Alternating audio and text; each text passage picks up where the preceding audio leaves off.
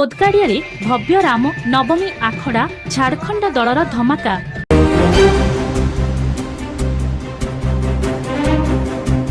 चंपुआ अंचलर पोदगाड़िया ग्राम तृतीयतम रामनवमी आखड़ा कार्यक्रम भव्य भावे अनुष्ठित होईछि। पोदगाड़िया महावीर आखड़ा गोष्ठी पक्षरु आयोजित एही उत्सव रे स्थानीय भक्त मानक भरपूर भीड़ देखिबाकू मिलिथिला। झारखंडर बैरभ आखड़ा ग्रुप तांकर सानतार समर कला प्रदर्शन द्वारा समस्तଙ୍କ मन जीति नेइथिले। आखड़ा शोभायात्रा पोदगाड़िया बस स्टैंड रु हनुमान मंदिर पर्यंत जाइथिला, जेउठारे ढोल और जय श्री राम ध्वनि रे परिवेश भक्तिमय हो जाइथिला। स्थानीय प्रशासनर सुचारू व्यवस्थापना फल कार्यक्रम शांतिपूर्ण भावे संपन्न होइथिला। एही उत्सव अंचलर संस्कृति और एकतार उत्कृष्ट दृश्य प्रदर्शन करिछि।